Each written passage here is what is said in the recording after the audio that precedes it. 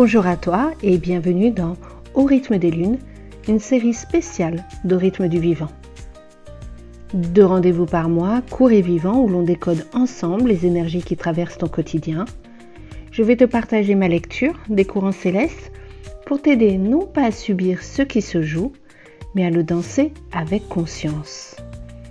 Je suis Puerava, sophrologue et accompagnatrice des cycles naturels féminins, et ma mission est de te donner des clés pour retrouver une vie alignée à ton être. Pour les prochaines minutes, je t'invite à prendre de quoi noter. Installe-toi confortablement, prends une grande inspiration et on y va. Aujourd'hui, on parle de la nouvelle lune de samedi, celle du 16 mai 2026, qui se loge au 25 degrés du Taureau. Une nouvelle lune dans les premiers degrés d'un signe, c'est un démarrage. Une nouvelle lune dans les derniers degrés, c'est une décision, une bascule, un seuil. Dans les prochaines minutes, on va voir 3 choses. D'abord, l'énergie globale de cette lunaison qu'elle apporte au niveau collectif. Ensuite, ce qu'elle vient activer maison par maison pour que tu puisses la lire pour toi. Et pour finir, je te laisserai avec 3 questions à te poser tranquillement dans la semaine, car cette lune est une lune d'abondance et de manifestation. Commençons par planter le décor. Qu'est-ce qu'une nouvelle lune ? C'est lorsque celle-ci a rendez-vous avec le soleil dans un signe. Cela se produit en règle générale 1 fois par mois. C'est le moment de planter ta graine, une intention, un vœu, afin que tu puisses récolter les fruits 6 mois après, lorsque dans ce même signe, la lune devient pleine. Ensuite, le taureau. C'est le signe du corps, des plaisirs, des sens, de la matière. C'est aussi le sens des valeurs de ce que tu possèdes, mais aussi la valeur que tu t'estimes à toi-même. C'est le signe qui te demande qu'est-ce qui te nourrit vraiment. Pas ce que tu crois devoir aimer, pas ce que ton entourage attend, mais ce que ton corps reconnaît comme vrai quand tu fais le silence. Et cette lunaison du 16 mai arrive avec une particularité. C'est une super lune. La lune est au plus proche de la Terre, donc plus visible dans le ciel et plus ressentie dans le corps. Donc, si tu es sensible aux énergies, tu vas la sentir entre le 14 et le 18 mai. Ton sommeil peut être agité, tes émotions en surface et tes intuitions plus fortes. C'est normal. Laisse passer. Maintenant, le contexte planétaire. 3 éléments majeurs. Le premier élément, la conjonction Lune-Mercure. Cette nouvelle lune se forme juste à côté de Mercure en Taureau. Et Mercure, c'est l'esprit, la communication, les pensées. En Taureau, Mercure pense lentement, mais profondément et avec justesse. Dans cette lunaison, il te demande de mettre des mots sur ce que tu ressens, de dire ce que tu n'as pas dit, d'écrire, de formuler ou de nommer. Deuxième élément, Uranus vient juste de changer de signe et se situe à 0 degré du Gémeaux. Uranus, c'est la planète des secousses, des révélations, des transformations, des changements brutaux. Pendant 7 ans, il a été en Taureau et nous a tous obligés à revoir notre rapport à l'argent, à la sécurité, à notre corps. Là, il vient à peine d'entrer en Gémeaux, donc dans le mental, la communication, les informations, les idées. Et il forme un aspect serré avec cette lunaison. Concrètement, ça veut dire quoi ? Ça veut dire tout simplement, attends-toi à des prises de conscience inattendues dans la quinzaine. Des phrases qui te viennent à 3 heures du matin, des évidences qui s'installent quand tu marches, des « ah oui, mais bien sûr » qui changent ta lecture des choses. Troisième élément, et c'est sans doute le plus important, Mars entre en Taureau 2 jours après, soit le 18 mai. Pendant les 7 derniers mois, Mars n'avait pas mis les pieds en Taureau, donc l'énergie d'action manquait précisément dans le domaine de la matière, du corps, des projets concrets. Là, il revient, et il revient pour y rester 2 mois et demi. Ce que ça veut dire concrètement pour toi, c'est que cette lunaison sème. Comme je te l'ai dit tout à l'heure, cette nouvelle lune est une nouvelle lune de manifestation. Et Mars va arroser tout ça tout de suite. Tu n'as pas besoin d'attendre des mois pour voir si ta décision tient. Ce que tu vas poser autour du 16 mai, tu vas pouvoir l'incarner dès le 19, 20 et 21 mai. C'est rare, alors profites-en. Et puis un dernier point. La lunaison est à 1 degré d'une étoile fixe que l'on appelle Algol. C'est une étoile de transformation par la confrontation au réel. C'est-à-dire qu'elle te demande de ne plus détourner le regard et de voir les choses telles qu'elles sont, pas telles que tu voudrais qu'elles soient. Au niveau collectif, on peut s'attendre à des secousses dans les 3 domaines, les questions d'argent et de pouvoir d'achat, c'est l'archétype même du sujet, et les rapports de force entre vérité et confort. Mercure-Uranus va sortir les choses qui étaient enfouies, et le rapport au corps, collectivement, car on va sentir que le rythme actuel n'est plus tenable. Pour toi, individuellement, cette lunaison vient te poser une question très simple. Qu'est-ce qui te fait du bien, vraiment du bien, et que tu ne t'autorises pas assez? Maintenant, je vais te lire cette lunaison maison par maison. Et avant de commencer, je vais t'expliquer pourquoi cette clé est celle qui va vraiment te parler. En astrologie, le ciel est divisé en 12 signes, ça tu le sais. Mais il est aussi divisé en 12 maisons. Et chaque maison représente un domaine particulier. Les signes décrivent comment une énergie se manifeste et les maisons décrivent où dans ta vie elle se manifeste. Par exemple, la maison 1 parle du soi, de ton identité. La maison 2 parle de l'argent, de tes biens. La maison 7 te parle des couples, du partenariat, alors que la maison 10, elle, va te parler du travail, et ainsi de suite. Concrètement, ça veut dire que la nouvelle lune à 25 degrés du Taureau ne tombe pas dans la même maison pour toi que pour moi. Selon ton heure et ton lieu de naissance, elle va activer un domaine différent de ta vie. C'est pour ça qu'un horoscope général reste toujours vague, alors qu'une lecture maison par maison devient plus précise. Pour savoir quelle maison cette lunaison vient activer chez toi, c'est très simple. Va par exemple sur le site d'Astrothème, gratuit en français, et fais calculer ton thème natal. Tu auras besoin de 3 informations. Ta date, ton heure et ton lieu de naissance. Une fois que ton thème sera affiché, repère où se trouve le degré 25 du Taureau dans ton ciel. La maison qui contient ce degré, c'est ta maison pour cette lunaison, c'est-à-dire le domaine de vie que tu dois travailler. On y va. Maison 1. Le soi, le corps, ta manière de te montrer aux autres. Si la lunaison tombe dans ta maison 1, c'est toi qui es au centre. Une renaissance personnelle se prépare. Pas spectaculaire, pas bruyante, mais profonde. Cette quinzaine, prends soin de ton corps comme s'il était précieux, parce que c'est ce qu'il est. Une coupe de cheveux, une nouvelle façon de t'habiller, un changement dans ta posture, tout est symbolique. Ce que tu poses physiquement aujourd'hui, tu l'incarnes pour les 6 mois à venir. La maison 2. Les ressources, tes biens, l'argent et ta valeur, mais aussi ton estime de soi. Ici, c'est le cœur même du Taureau. La lunaison vient te poser une question vertigineuse. Ce que tu fais pour gagner ta vie est-il aligné avec ce que tu veux? Une décision financière t'attend. Augmentation à demander, abonnement à couper, investissement à poser, prix à revoir. Ne décide pas dans la précipitation, mais ne reporte pas non plus. Mars qui arrive juste après te donnera l'élan d'agir. Maison 3. La communication, la pensée, l'apprentissage.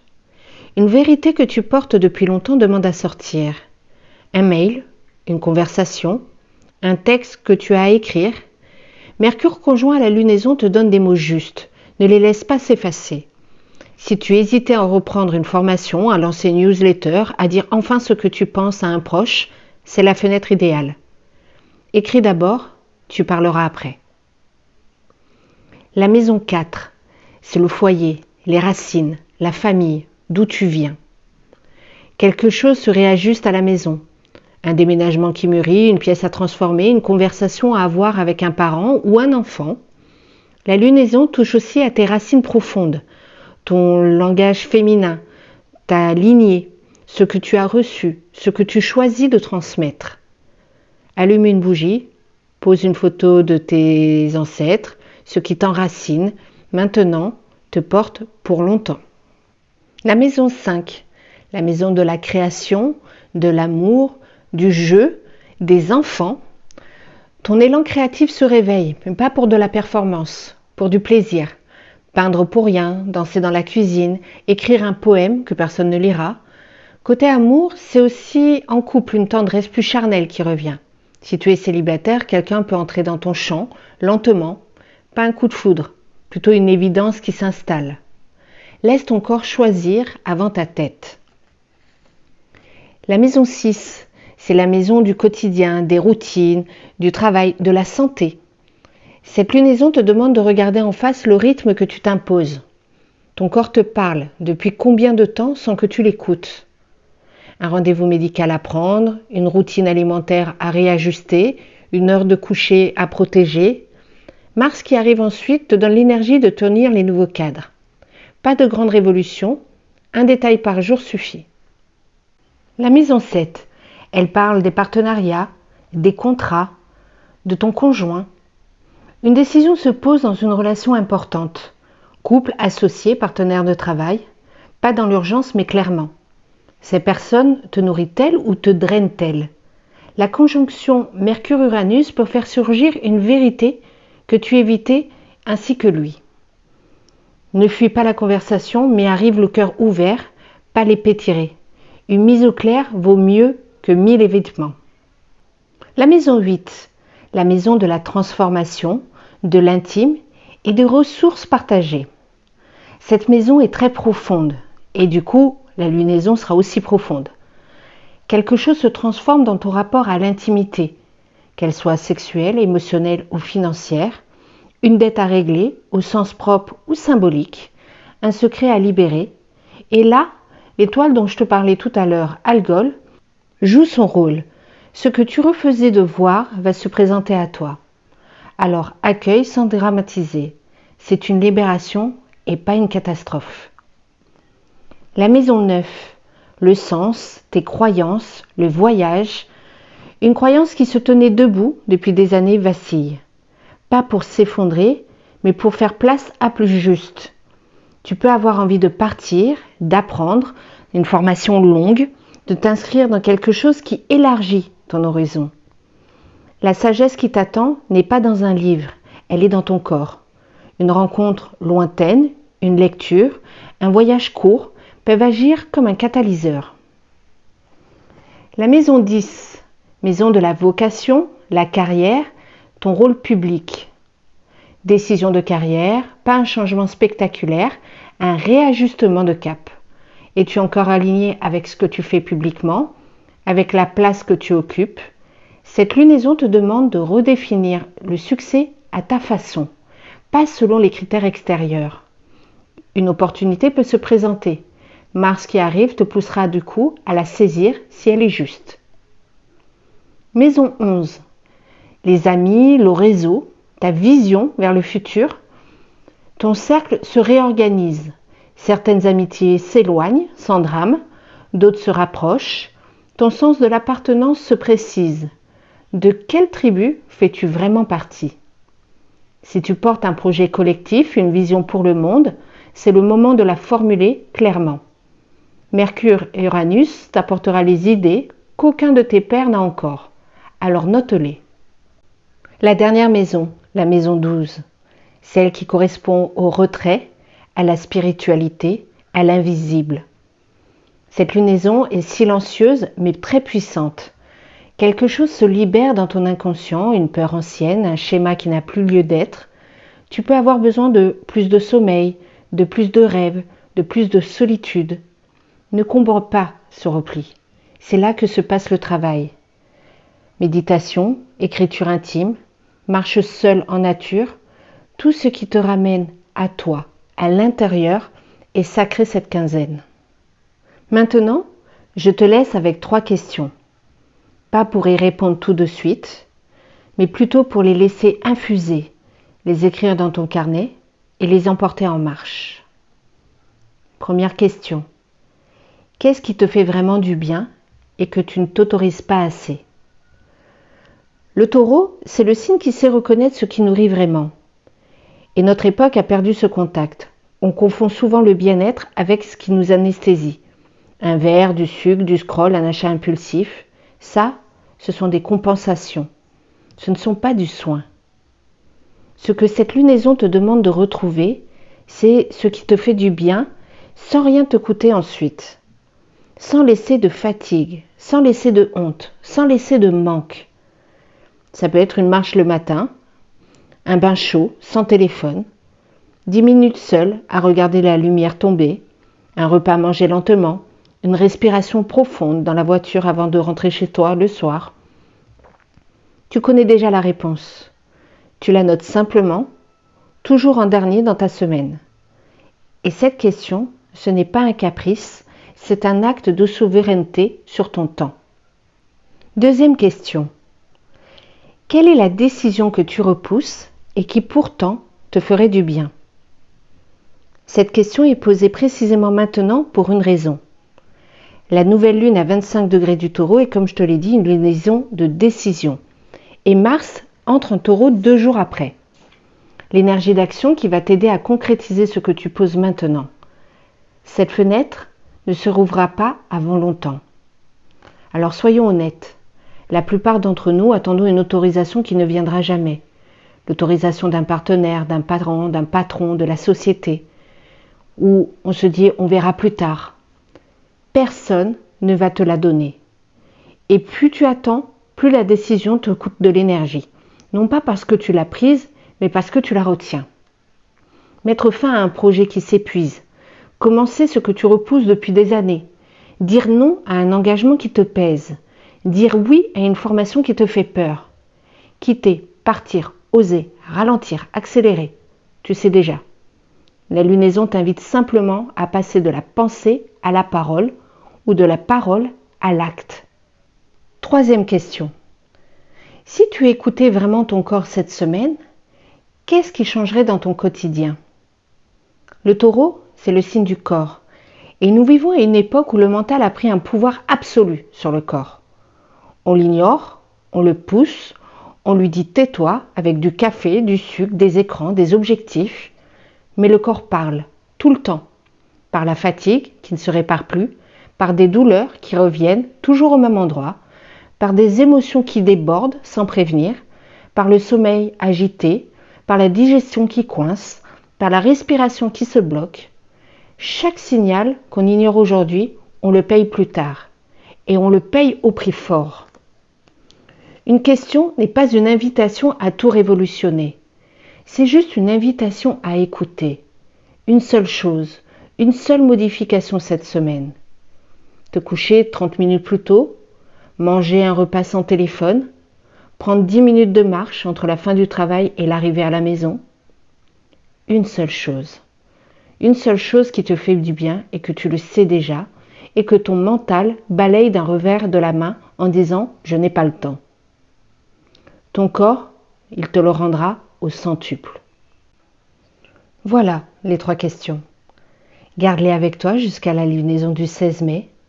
Le soir de la nouvelle lune, prends 15 minutes pour écrire les réponses, sans te juger, sans censurer. Tu seras peut-être surprise de ce qui pourrait y sortir. Si ce flash astro t'a parlé, abonne-toi au podcast pour ne pas manquer la suite. Un nouvel épisode chaque semaine dans Au rythme du vivant et un flash astro et numérologique comme celui-ci toutes les 2 semaines.